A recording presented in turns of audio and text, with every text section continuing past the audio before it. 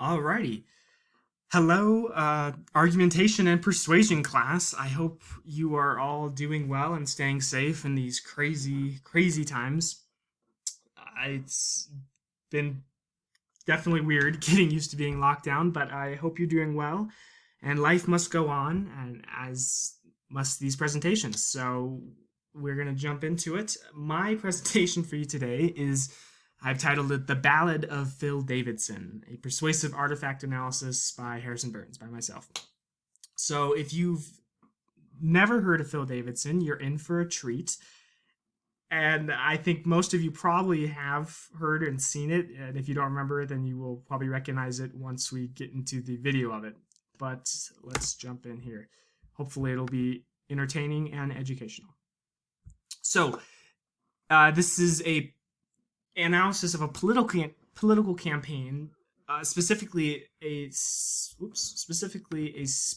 Phil Davidson's speech, which pretty much was his entire campaign, because his campaign fell apart after this. So it's set in September 8th, 2010. It's a meeting at the Stark County Republican Party, and I believe Stark County, I think this is in Ohio, if I'm not mistaken. So the goal of his speech is he's trying to convince the audience to support his nomination for the Stark County treasurer. Pretty simple. So the effects, this is local politics, so pretty simple, town hall type stuff, county politics, not like the big national politics that we see in presidential debate and stuff. And that also means that usually this is a lot less theatrics. And that kind of goes in the initial evaluation. So the audience, they're watching people get up and give kind of simple, even dull and kind of boring speeches. If you've ever been to like town hall meetings and stuff like that, that kind of stuff, small politics, nothing too fiery. And that's very important because Phil definitely swims against the stream when it comes to those expectations, which, could be good or bad. We're gonna talk about it.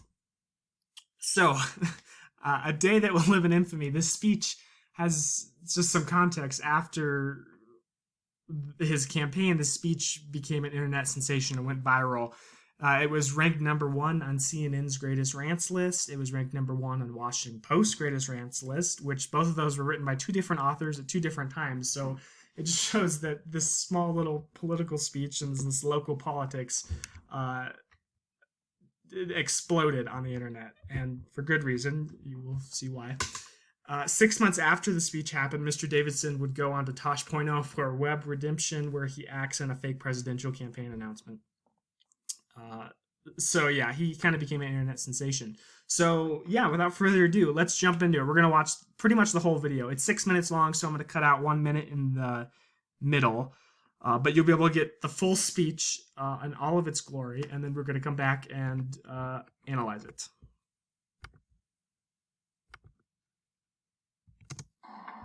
Ladies and gentlemen of the Stark County Republican Party Executive Committee, good evening. And thank you, not only for your attendance, but for allowing me the opportunity to speak. My name is Phil Davidson, and I am seeking our party's nomination for the position of Stark County Treasurer on November 10th. November of 2010, excuse me. In terms of my background, I am from the village of Minerva, where I am serving my 13th year of elected service as a Minerva Council member. In terms of education, I have a bachelor's degree in sociology, a bachelor's degree in history, a master's degree in public administration, and a master's degree in communication. In terms of elections across Stark County, I have represented our party twice on the county ballot in both the primary and the general elections, when I ran for Stark County Clerk of Courts in 1996 and Stark County Commissioner in 2000, and I will not apologize for my tone tonight. I have been a Republican in times good, and I have been a Republican in times bad.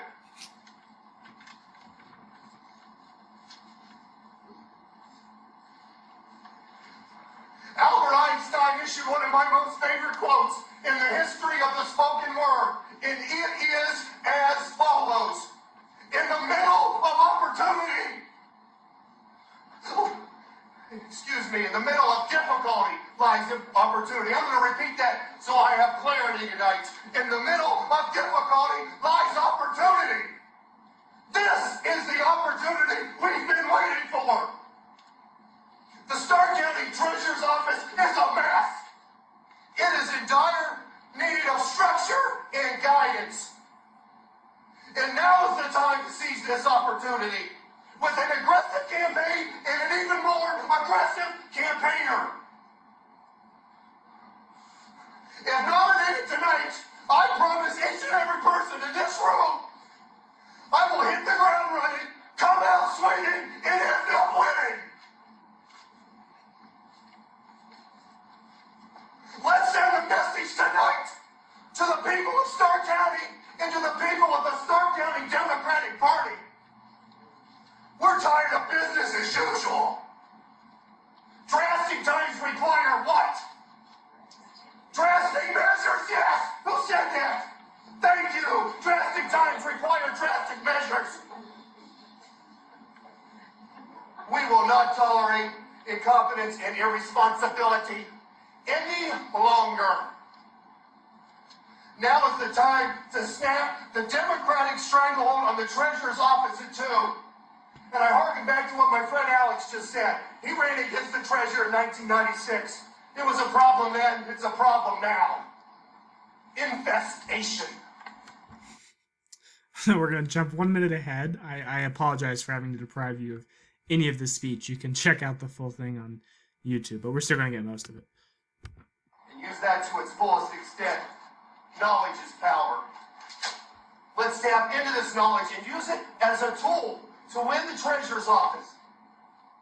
Let's use this knowledge not only as a tool, but as a weapon.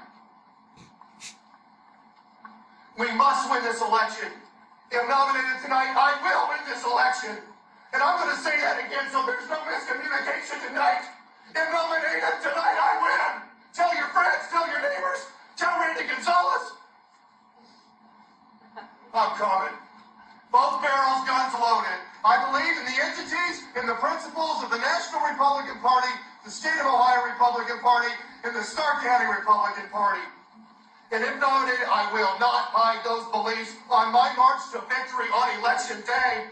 If nominated tonight, I can guarantee with 100% certainty that what you are seeing from me tonight is what everyone outside those doors is going to get over the next 8 weeks. I used to be an idealistic thinker. I am now a pragmatic thinker. Government may be about service. Politics is about winning. Tonight, as a candidate seeking the Republican nomination for the position of Stark County Treasurer, I humbly ask for your vote as members of the Stark County Republican Party Executive Committee. Thank you.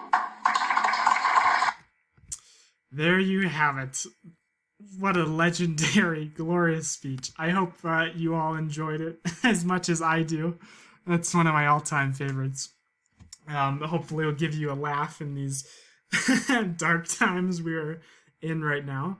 But as funny as it is, it actually, I find it has a lot of value for an application to a lot of these things we've been learning in class. Mostly what not to do when you're trying to persuade people. But yeah, so let's talk about it. So his central argument is that he is the best person for the job of treasurer. And man, he is, if nothing else, he is consistent and he stays on message. I mean, he hammers that home, and that is one of his strong points. His message is very clear. Phil Davidson, he is the guy. Internal logic, his argument actually maintains fairly consistent, although it's very bizarre at times, but it has fairly good internal logic. Support for the central argument, he lists his credentials, his education, master's degree in communications. Passion, he has lots of passion, and his abilities, mostly his ability to win. And that's his support for his central claim. And his organization, it's all over the place. He did have some, like I said, he has consistency in staying on message, but specific examples kind of drop out of nowhere. So before we get into the bad, because there's a lot of bad, but then let's talk about the good. So he actually has like some, on theory, like he has some good persuasive techniques in theory. So he has a fear appeal. Like currently the Treasury Department is a mess infestation, and that also shows he has strong, potentially effective language. Usually powerful speech, that he doesn't usually do speech that makes himself weak, although it's so over the top that it kind of has the reverse effect. And we'll talk about that a little later. But so he actually uses a kind of a sales technique with the pick, and it presents his request in a very unusual way. In this case, it's very aggressive and energized, and it's not typical for that kind of local politics.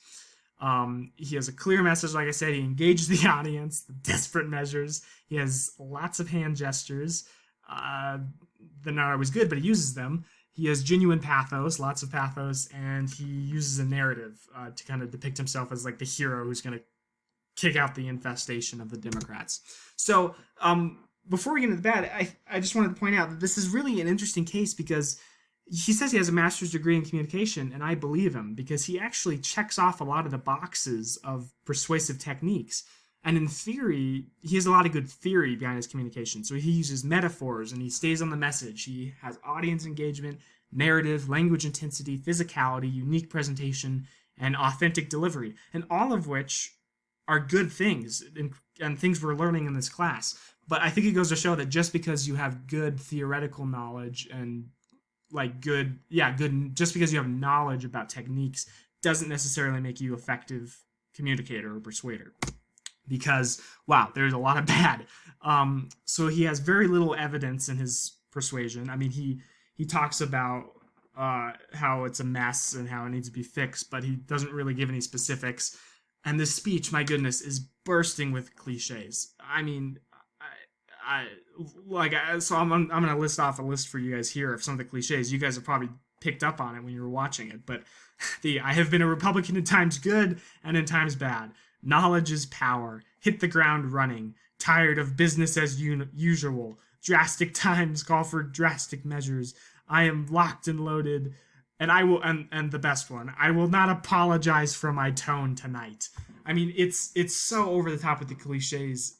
I mean, pretty much every 30 seconds he pulls out a cliche, and it's so overdone, and it really hurts his persuasive effect if he had any. So he has these overly rehearsed phrases, but he actually has under-rehearsed tone, as you could tell. Like, his tone is terrible. He doesn't know how to read the room. He does use hand gestures, but they're very poorly used, and they're often overused. The pen turning into a weapon, it just looks really silly. He has anti-charisma. I think chapter 8 in our book talks about charisma, and like his charisma, it ruins his delivery, his tone, his pacing is all over the place. It's really hard to follow, and he has powerless speech.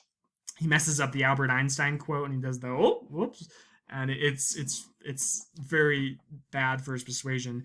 It's good that he's trying to do physicality, but his physicality just doesn't work. It's very distracting, and it's way too over the top. And a big one that I think that he has is the speech has no humor or no intentional humor. It's hilarious, ironically, but he's way too taking himself too seriously, and he has no self-awareness. And I think the biggest one is he can't read the room. He has very little charisma. And even though he's using good techniques, he isn't able to read the room to actually use them well. So effectiveness, no, it was not effective. He did not win the nomination, let alone the treasurer position. Though his message and goal was clear, he did not know how to read the audience. He wasn't able to do it charismatically, and he wasn't able to communicate effectively. The only positive persuasion that might have taken place was way after the actual fact, and not his initial goal, but he kind of became an endearing internet sensation. And so he kind of has this like ironic or anti-charisma that did kind of effectively persuade people with this ironic humor. Now, that wasn't intentional, so the speech wasn't effective because it didn't help his goal. But good did come out of it, and now we can enjoy it. So, yeah, and those are my sources.